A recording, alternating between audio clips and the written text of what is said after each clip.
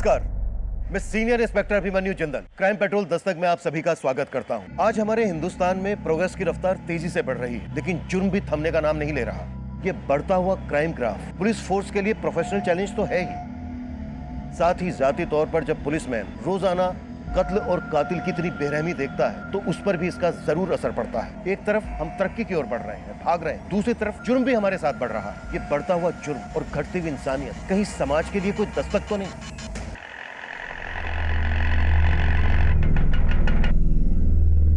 क्या रिया, तुझे कितना कन्विंस किया मैंने, लेकिन तू है कि मानने को रेडी नहीं। 2 मिनट के लिए, सिर्फ 2 मिनट के लिए प्लीज घर चलना। मेघा, फिर कभी आती हूँ ना, प्लीज। अरे मेघा, रिया और चिराग भैया का झगड़ा चल रहा है, इसलिए तो नहीं आ रही है। ऐसा कुछ भी नहीं है। कितना खाती है तू? फिर भी मेरा फिगर मेंटेन है, खुद को देखो। चिप्स खाकर और भी नमकीन होती जा रही हो। वर्षा और मेघा, राय बाची बहनें, अरे काम करते ना, हम लोग भी अपना नाम बदलकर बादल और मेघ रख लेते हैं, चारों मिलकर बिजलियां कड़काएंगे। भाई मजा आ जाएगा। हाय हाय।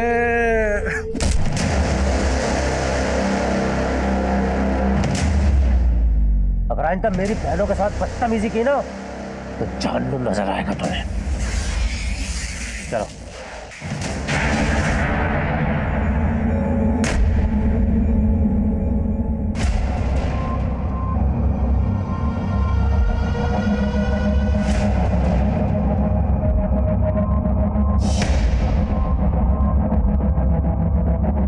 ये यहाँ क्यों आया? चिराग, तमीज से पेश आओ, चाचा है वो तुम्हारे। चिराग बंद करो ये सब। चाचा जी के बारे में ऐसी कोई गलत बात नहीं सोचनी चाहिए तुम्हें। मुझे क्या सोचा और क्या नहीं सोचा अच्छी तरह पता है जीजा जी। अब मैं बच्चा नहीं रहा।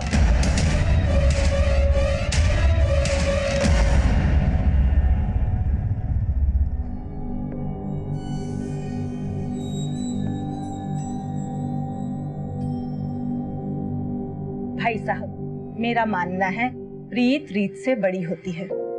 हमारे देवी देवताओं ने हमेशा प्रीत का मान रखा। जी एकदम एकदम 16 आने सच बात बोली आपने। तो इसी बात पर कर देते हैं प्रीत और रीत का संगम। ये लीजिए, आ गई आपकी बहू। दो बेटा, दो दो।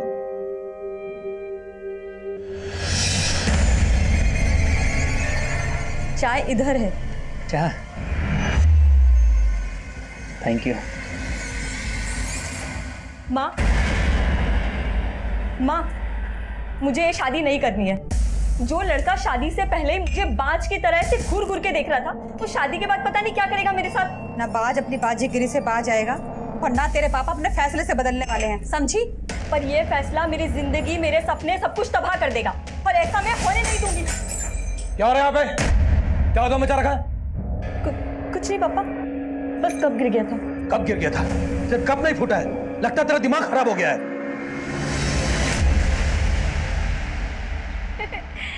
Very funny. ऐसे जोक्स तुम कहाँ से ढूंढ के लाते हो? पर अब जोक नहीं, मैं एक सीरियस बात करना चाहता हूँ तुमसे। कैसी बात? क्या तुम्हारा सच में कोई पास्ट नहीं है? तुमने मुझसे कुछ छुपाया है? जो बातें मुझे तुम्हें बतानी चाहिए थी मैं पहले ही बता चुकी हूँ। सच में मेरा कोई पास्ट नहीं था। एनीवे, मैं तुम्हारे लिए एक गिफ्ट लेके आया। इसमें क्या है? ये ड्रेस पहन लो ना, मेरी खातिर।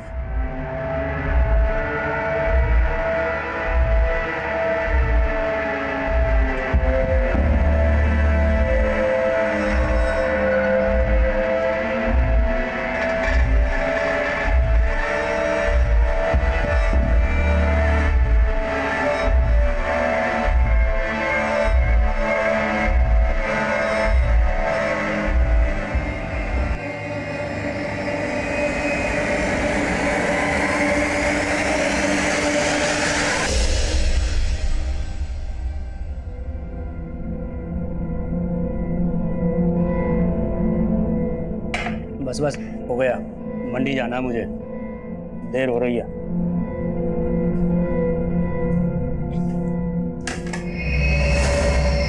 भाभी, आप यहाँ खुश नहीं हो ना?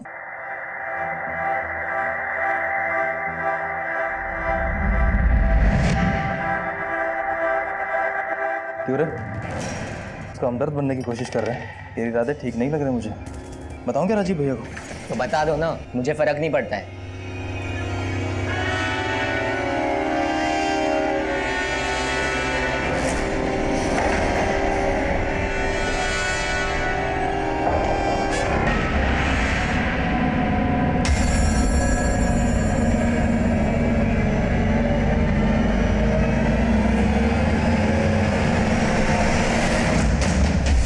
भैया, रिया भाभी का कॉल आया था। आप उनका कॉल नहीं पिक कर रहे हो? कोई झगड़ा वगड़ा हुआ है क्या उनसे? रुको, मैं रिया भाभी को कॉल कर रही हूँ, आप उनसे। कोई जरूरत नहीं, मैं बात कर लूंगा से।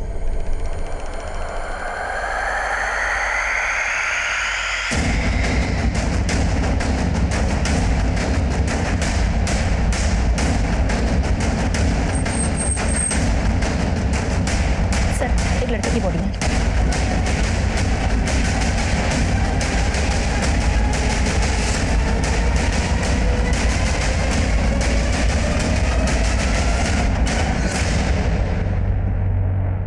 सोनीपत में चिराग को इस औरत के पीछे जाते हुए देखा गया था। हो सकता है इसी औरत ने चिराग के दिमाग में जहर भरा हो। ये औरत पहले भी आती थी? जी सर, 3-4 महीने पहले कभी कभी आया करती थी। हो सकता है ये औरत यहीं कहीं आसपास रहती हो। पूछताछ करो, कैसे भी करके पता लगाओ कि आखिरी औरत है कौन।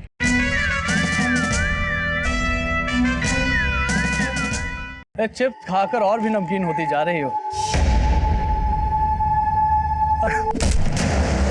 अगर आइंदा मेरी बहनों के साथ बदतमीजी की ना तो जान लो नजर आएगा तुम्हें। एकदम 16 आने सच बात बोली आपने। तो इसी बात पर कर देते हैं प्रीत और रीत का संगम। माँ, मुझे ये शादी नहीं करनी है। जो लड़का शादी से पहले ही मुझे बाज की तरह से घूर घूर के देख रहा था, वो शादी के बाद पता नहीं क्या करेगा मेरे साथ। क्यों रे? उसका हमदर्द बनने की कोशिश कर रहे हैं। तेरे इरादे ठीक नहीं लग रहे मुझे।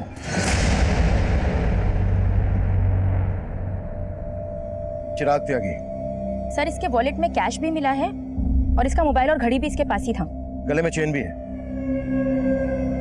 मर्डर का मोटिव लूट तो नहीं था। देखो आसपास कुछ मिलता है क्या, और बॉडी पोस्टमार्टम के लिए भिजवाओ।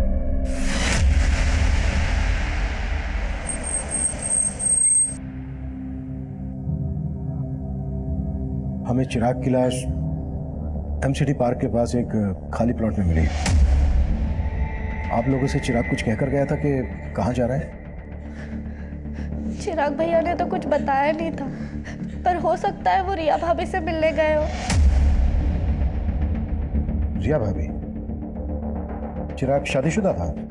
नहीं सर, चिराग भैया की शादी होने वाली थी। रिया चिराग भैया के फियांसे हैं। मॉर्निंग में मुझे रिया भाभी का कॉल आया था। वो बोल रही थी कि चिराग भैया उनका फोन पिक नहीं कर रहे हैं। भैया, रिया भाभी का कॉल आया था। आप उनका कॉल नहीं पिक कर रहे हो? कोई झगड़ा वगड़ा हुआ है क्या उनसे? रुको, मैं रिया भाभी को कॉल कर रही हूँ, आप उनसे। कोई जरूरत नहीं, मैं बात कर लूंगा से। जब भैया गए थे तब उनका मूड भी काफी ऑफ लग रहा था।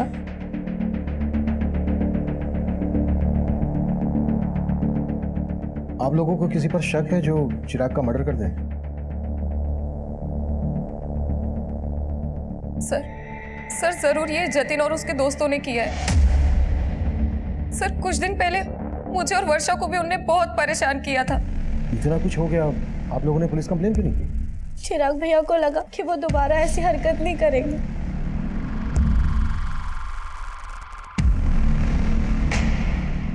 रविंदर, जतिन और उसके दोस्त के बारे में पता करो और उठा लो दोनों को।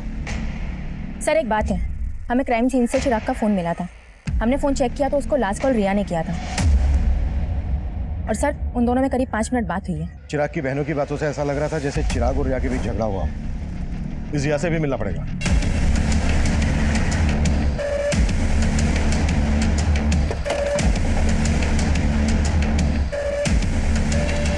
सर, चिराग मुझसे नाराज था, इसलिए वो मेरा फोन पिक नहीं कर रहा था। नाराजगी की वजह क्या थी? एक्चुअली मेरे पेरेंट्स का कहना था कि शादी के पहले हमें ज़्यादा नहीं मिलना चाहिए, और वो मुझसे मिलना चाहता था। मैंने उसे मना कर दिया तो उसे ये बात बुरी लग गई। चिराग की फोन पर आखिरी बार बात तुमसे हुई थी। क्या बातें हुई थी तुम दोनों के बीच?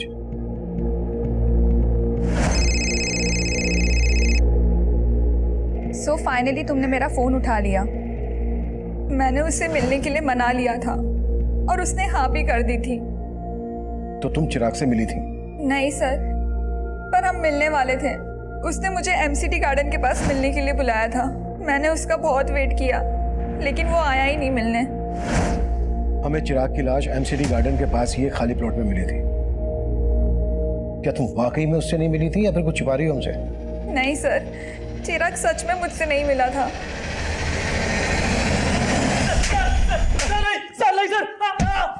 सर नहीं सर, मुझे कुछ नहीं मालूम सर मैंने कुछ नहीं किया सर। तूने नहीं किया तो जतिन ने किया होगा। जतिन कहाँ है? सर जतिन 2 दिन पहले सर कुरुक्षेत्र गया था सर, और सर चिराग का मर्डर तो सर कल हुआ था। सर जतिन ने भी चिराग को नहीं मारा सर। अगर जतिन ने चिराग को नहीं मारा है तो वो अपना फोन बंद करके क्यों बैठा है? और कुरुक्षेत्र में कहाँ है वो? सर मुझे नहीं मालूम सर, मैं सर बोल रहा हूँ सर। नहीं मानेगा तो नहीं।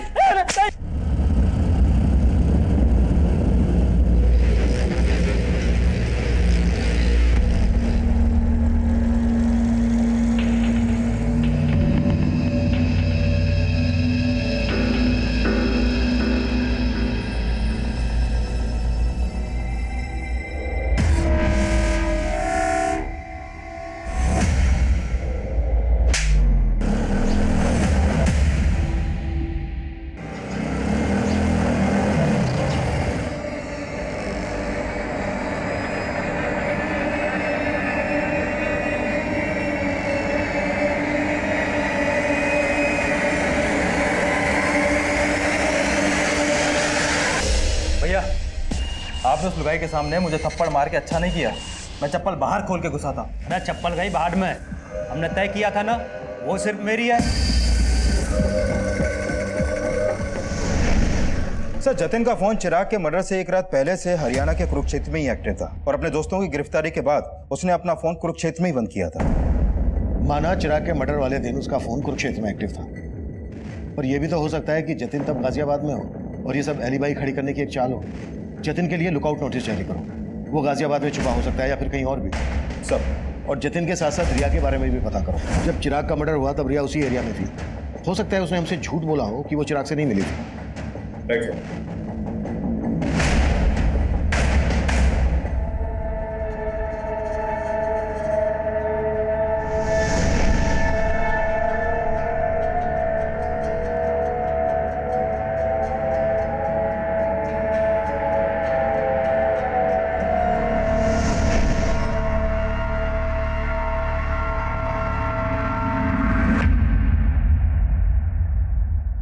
पानी पियो।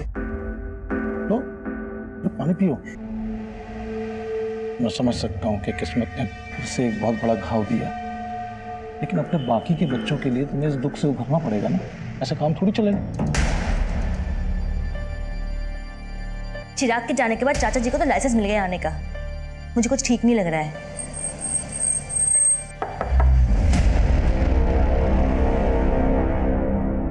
हम जतिन की तलाश कर रहे हैं, लेकिन हमें रिया के बारे में भी कुछ बातें जाननी है।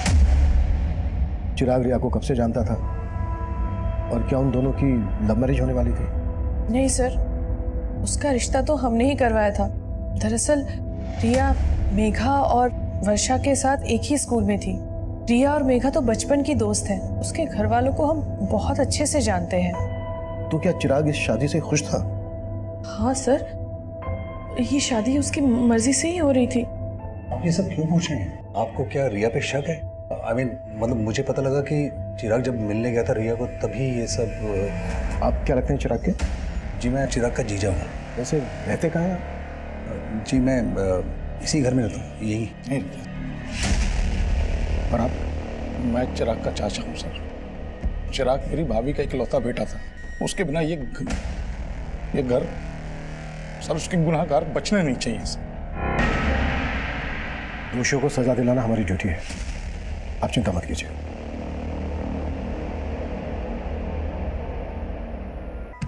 चिराग के चाचा और जीजा कुछ ज्यादा ही कंसर्न लग रहे थे। चिराग के फादर थे नहीं, जीजा घर जमाई। चेक करो कोई पर्सनल या प्रॉपर्टी को लेकर इश्यू तो नहीं था इन लोगों के बीच।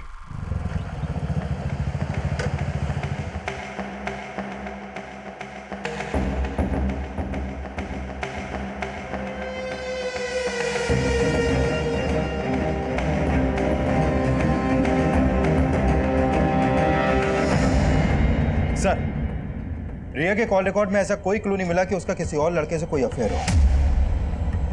रिया के पड़ोसी और बाकी रिश्तेदारों से पता करो, शायद कोई क्लू मिल जाए। सर, कुरुक्षेत्र पुलिस से जतिन से जुड़े एक और आपराधिक मामले के बारे में पता चला है। सर, जिस दिन चिराग का मर्डर हुआ था उसी दिन जतिन ने कुरुक्षेत्र से एक बाइक चुराई थी। कुरुक्षेत्र पुलिस भी जतिन को ढूंढ रही है। हो सकता है जतिन उसी बाइक से गाजियाबाद आया हो। लेकिन सर, क्राइम सीन के आसपास के सारे सीसीटीवी फुटेज हमने खंगाल डाले थे। उनमें जतिन ने जो बाइक कुरुक्षेत्र से चुराई थी वो कहीं नहीं देखी गई। सर हो सकता है वो बाइक सोनीपत में हो। सोनीपत? हाँ सर, क्योंकि लास्ट टाइम जब चिराग ने रिया को कॉल किया था तब उसका फोन सोनीपत में ही एक्टिव था। ये भी तो हो सकता है कि चिराग का मर्डर सोनीपत में किया गया हो और पर्पसली उसकी बॉडी को एमसीडी गार्डन के पास लाकर डंप कर दिया गया हो। चिराग का फोन सोनीपत में जहां जहां एक्टिव था वहां के सीसीटीवी खंगालो और चिराग की फैमिली से भी पता करो कि वो सोनीपत क्यों गया होगा। पता किया सर, लेकिन उन्हें इस बारे में कुछ नहीं मालूम है। लेकिन सर, चिराग के चाचा रमाशंकर सोनीपत से कुछ 50 किलोमीटर दूर पानीपत में रहते हैं। चाचा के खिलाफ कुछ मिला? फिलहाल तो नहीं सर, लेकिन हम पता कर रहे हैं। और ये भी पता लगाओ कि जतिन का चिराग से जुड़े किन किन लोगों से कनेक्शन था। हो सकता है चिराग के मर्डर में जतिन को मोहरा बनाया गया।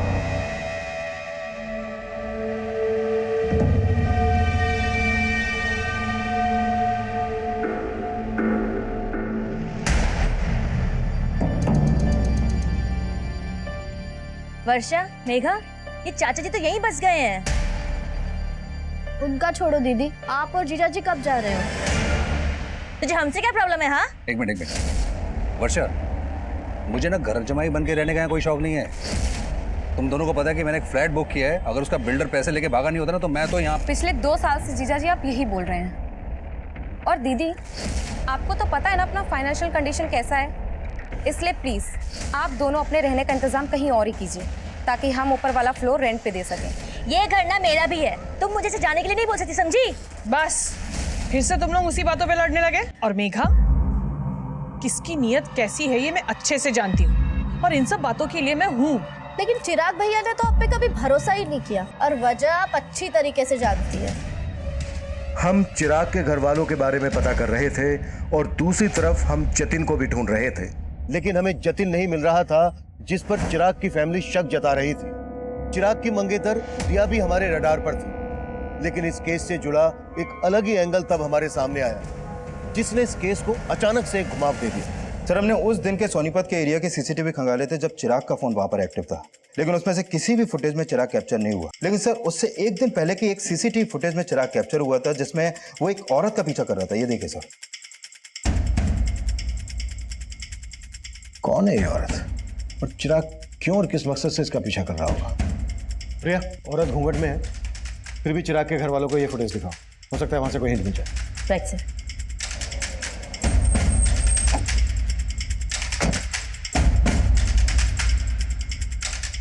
आप जानती हैं ये औरत कौन हो सकती है?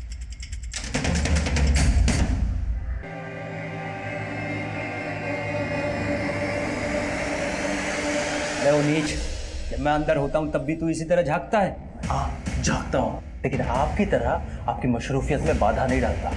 उसे देखिए, इश्क लड़ा रहा है अंदर, तो लड़ाने दे, तेरे क्यों चुल उठ रही है? अरे वो मेरे भोले भैया उस लड़की को हमारे खिलाफ भड़का रहा है।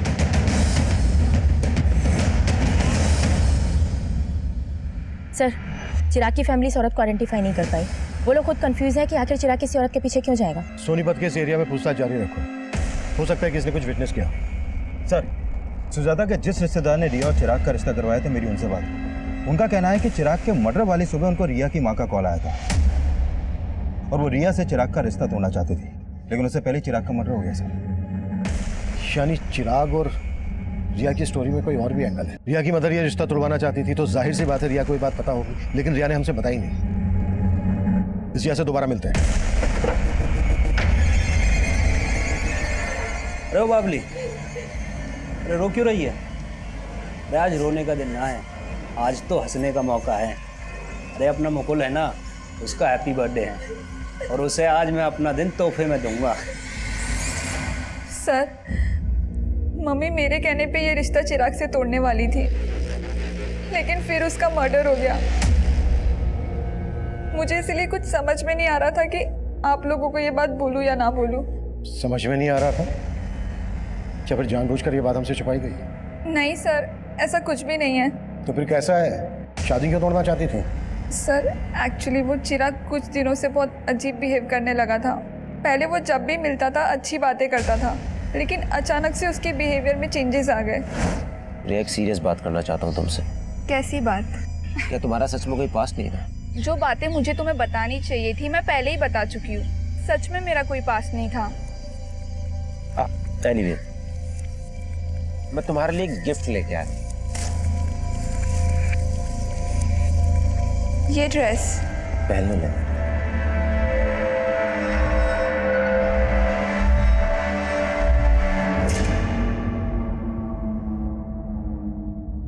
सर मुझे नहीं पता उसके मन में क्या चल रहा था, लेकिन उस दिन के बाद से वो बहुत अजीब अजीब सवाल करने लगा। मेरा क्लासमेट कौन था, मेरे दोस्त कौन थे। मतलब उसे तुम पर शक था कि तुम्हारा कोई एक्स है? नहीं सर, ऐसा कुछ भी नहीं है, लेकिन उसके इन सवालों से मैं तंग आ गई थी। मैंने ही मम्मी से कहा था कि मैं उससे शादी नहीं करना चाहती, और फिर मैंने डिसाइड किया कि उस दिन मैं चिराग से मिलकर सब कुछ खत्म कर लूँगी। तो उस दिन चिराग तुमसे मिला था? नहीं सर, मैंने कहा ना, मैं उस दिन चिराग से नहीं मिली। लेकिन चिराग की लाश हमें उसी एरिया में मिली जहाँ तुम उससे मिलने वाली थी। सर आप कहना क्या चाहते हैं? मैंने चिराग को मारा है? सर माना रिया के बयान से लग रहा है कि चिराग को डाउट था कि रिया का कोई पास्ट होगा, लेकिन जितना हमने रिया के बारे में पता किया उससे कहीं नहीं लगा कि रिया की लाइफ में कोई और लड़का भी होगा। लेकिन सवाल यह है कि चिराग को शक क्यों था?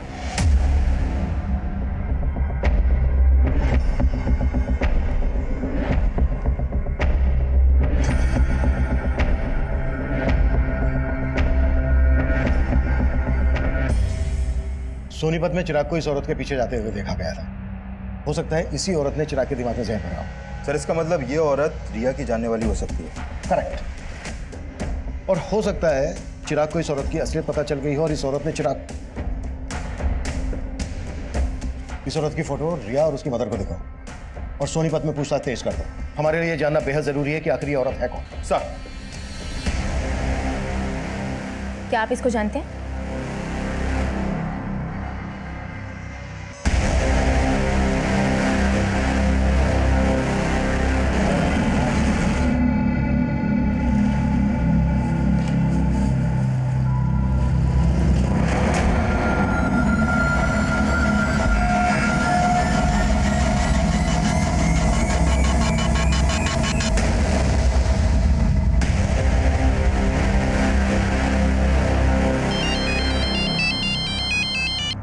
हेलो,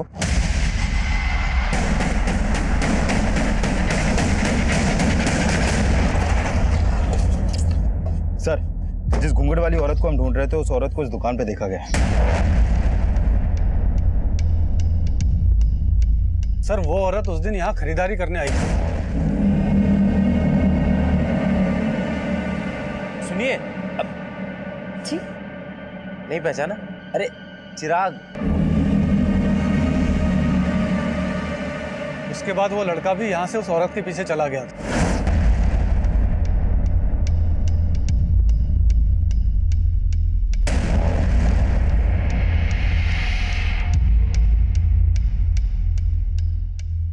ये औरत पहले भी आती थी? जी सर, 3-4 महीने पहले कभी कभी आया करती थी, लेकिन तब उसकी शादी नहीं हुई थी। उस दिन पहली बार मैंने उसको साड़ी में देखा था। ये रहती कहाँ थी? सर इसका आइडिया नहीं है। हो सकता है ये औरत यहीं कहीं आसपास रहती हो। पूछताछ करो, कैसे भी करके पता लगाओ कि आखिर ये औरत है कौन। सर,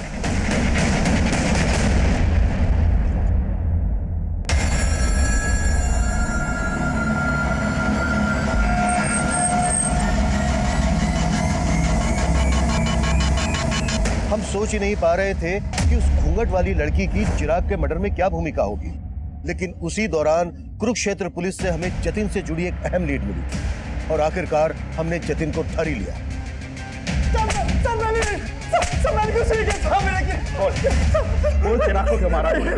मैंने बिल्कुल नहीं मारा। लेकिन हमारी लगातार कोशिशों के बावजूद जतिन इस बात से इनकार करता रहा कि उसका चिराग के मर्डर से कोई लेना देना था।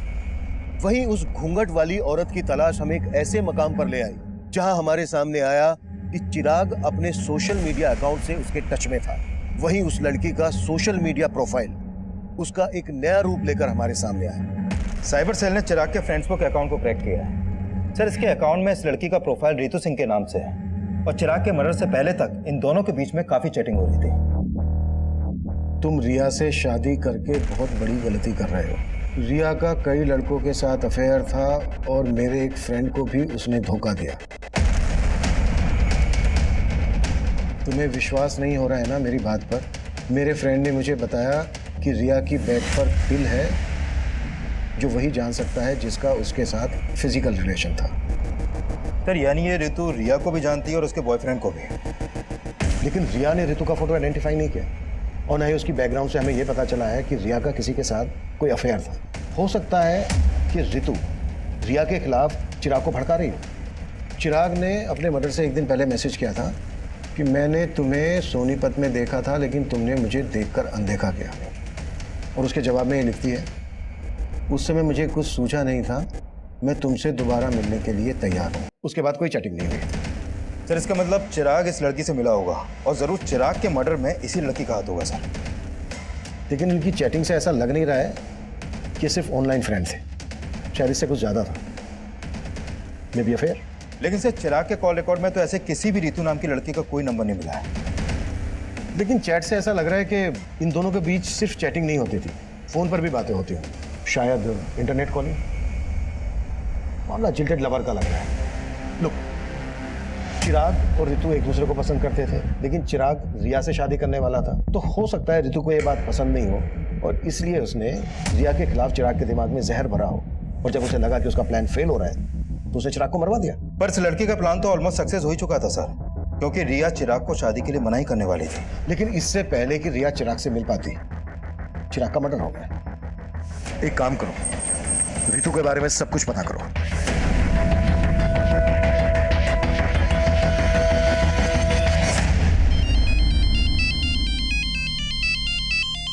हाँ रविंदर। सर उस लड़की के पेरेंट्स के घर का पता चला। उस लड़की का असली नाम छाया है। छाया? लेकिन उसका प्रोफाइल तो रितु के नाम से था।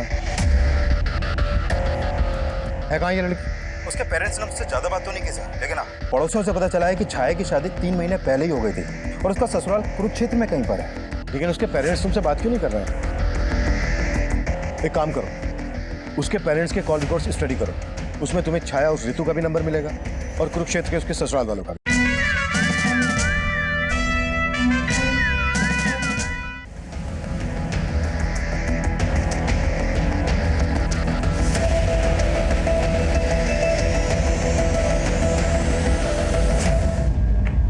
सर छाया के पेरेंट्स के कॉल रिकॉर्ड में छाया का नंबर तो मिला ही है, लेकिन उसके अलावा 2 नंबर और मिले हैं कुरुक्षेत्र के।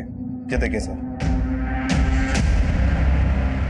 एक नंबर राजीव के नाम पे रजिस्टर्ड है और ये दूसरा अनीता के। कुरुक्षेत्र चलने की तैयारी करो। सर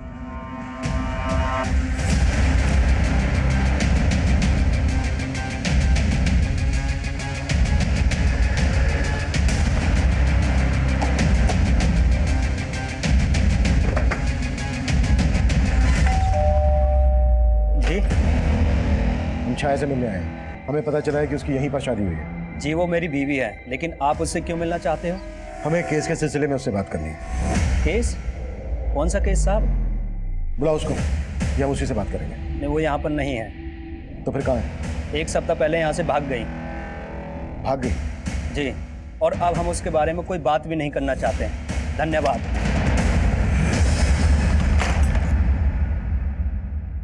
सर छाया का फोन स्विच ऑफ है। तो छाया का पति बोल रहा है कि 1 हफ्ता पहले ही छाया यहाँ से भाग गई थी। सर मुझे लग रहा है ये जरूर उसे बचा रहा है। हो सकता है छाया के फादर राम सिंह को पता चल गया था कि हम छाया को ढूंढ रहे हैं। एक काम करो, छाया के फादर राम सिंह पे नजर रखो और ससुराल वालों पर भी। इनके बारे में सब कुछ पता करो। Sir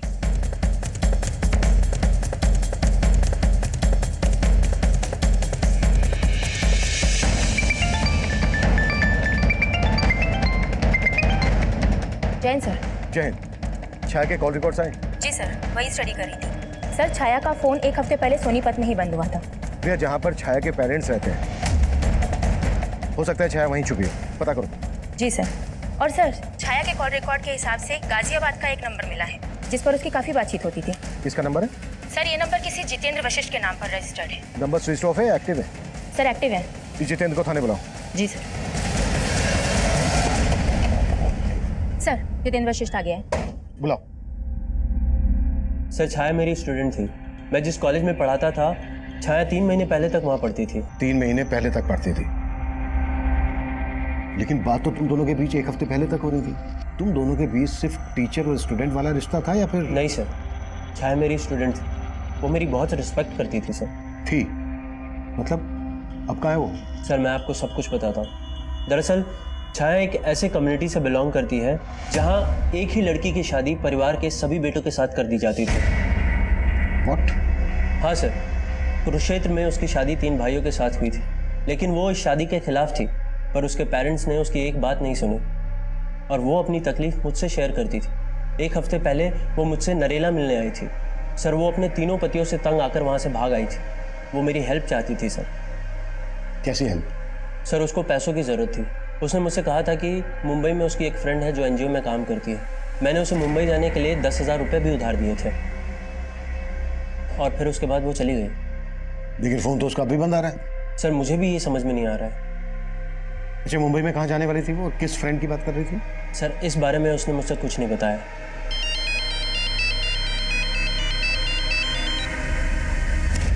Ravinder sir, Sonipat police से एक चौंकाने वाली इन्फॉर्मेशन मिली है। कुछ दिन पहले उन्हें सोनीपत में छाया की लाश मिली थी।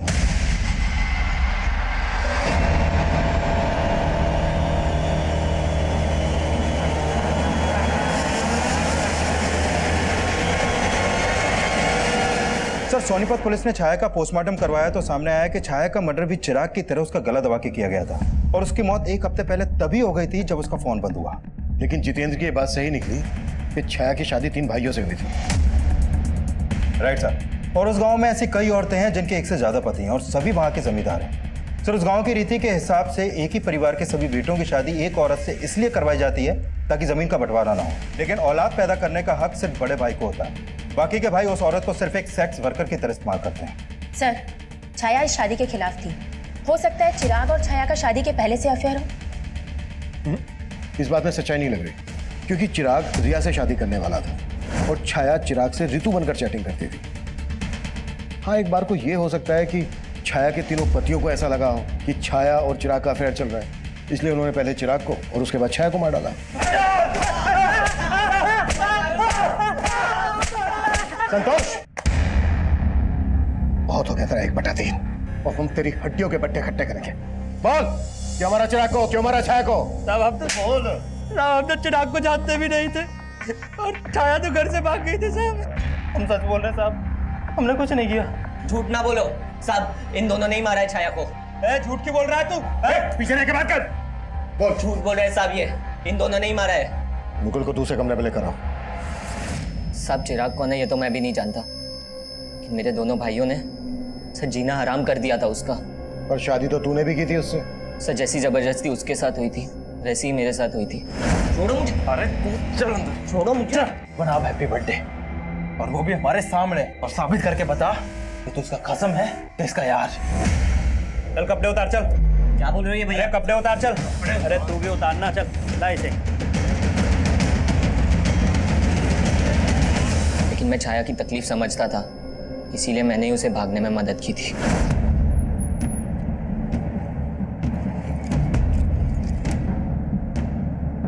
साहब वो गाजियाबाद बोल के निकली थी, लेकिन मेरे दोनों भाई उसे बाद में ढूंढ रहे थे। सच सच बता दे, कहाँ भेजा तूने उसे? नहीं भैया, मैंने उसे नहीं भगाया है।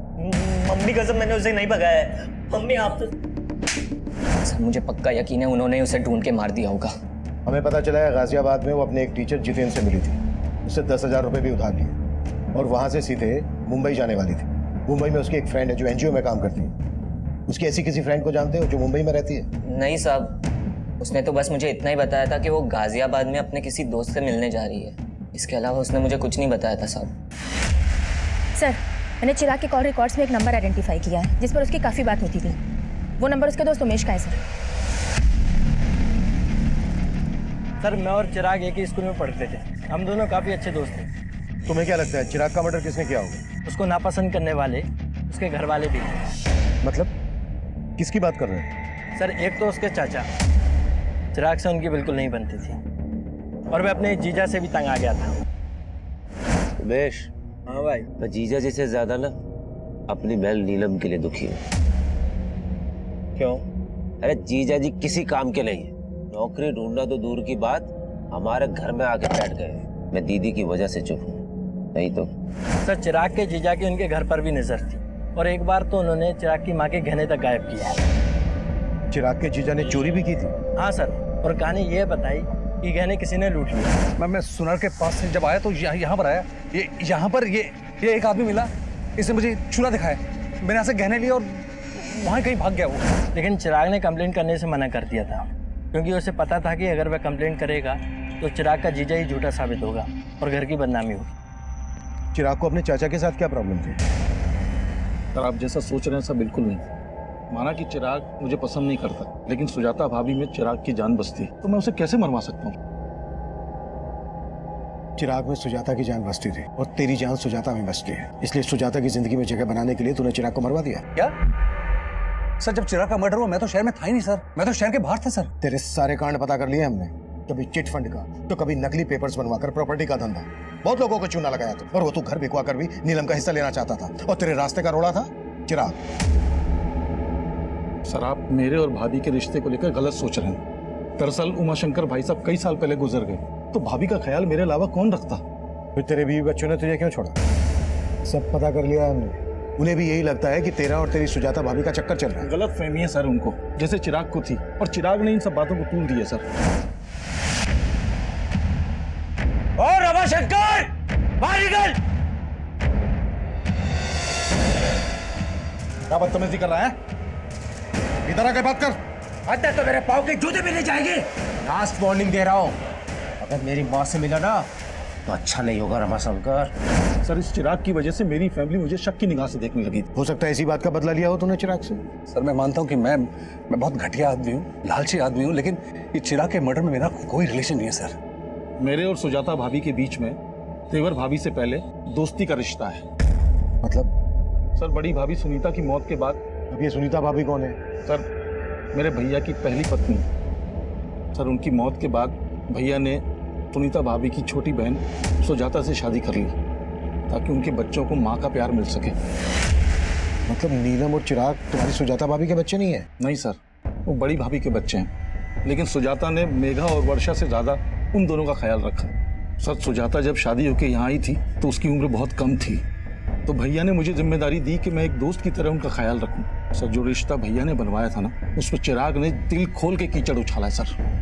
आप हमारे परिवार का इतिहास निकलवा के सिर्फ हमारे जख्मों पे नमक छिड़क रहे हैं। सुजाता जी, हम सिर्फ अपनी ड्यूटी कर रहे हैं। तो सही जगह कीजिए ना ड्यूटी। मेरे बेटे के मर्डर में किसी घर वाले का नहीं बल्कि बाहर वाले का हाथ है। प्लीज प्लीज हमें तंग करना बंद कर दीजिए। सर छाया के कॉल रिकॉर्ड में मुंबई का एक भी नंबर नहीं मिला है, और ऐसा कोई लीड भी नहीं मिला है जिससे पता चले कि उसका कोई रिश्तेदार मुंबई में होगा। मतलब जितेंद्र ने झूठ बोला था हमसे? कुंडली निकालो इसकी। सर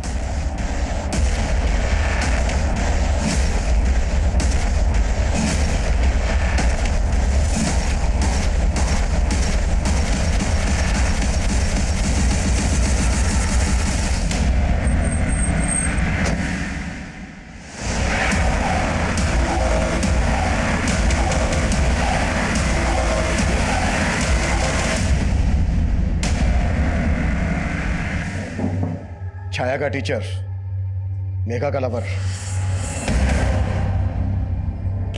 अब ये बोल, छाया को ऋतु बनाने का क्या चक्कर है? पहले चिराग का मर्डर, उसके बाद छाया का मर्डर। ये कहानी क्यों और कैसे रची?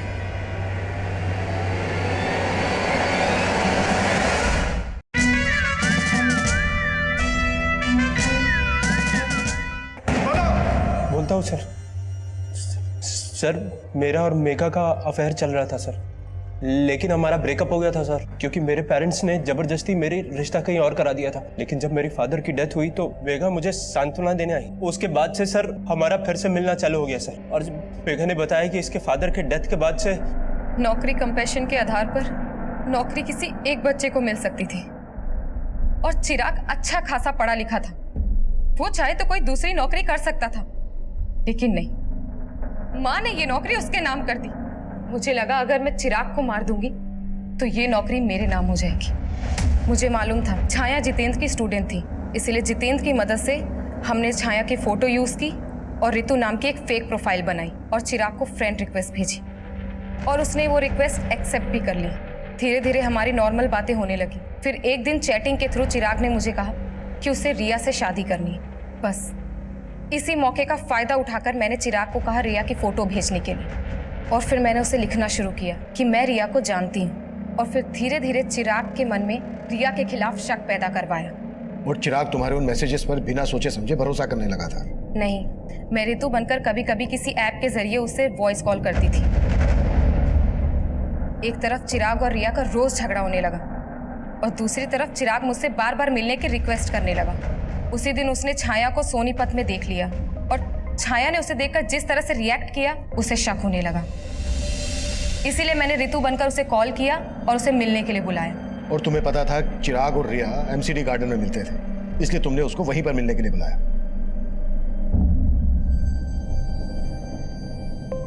भैया, मेघा तू? रिया ने मुझे आपके पास भेजा है, चलिए मैं आपको उसके पास ले चलती हूँ।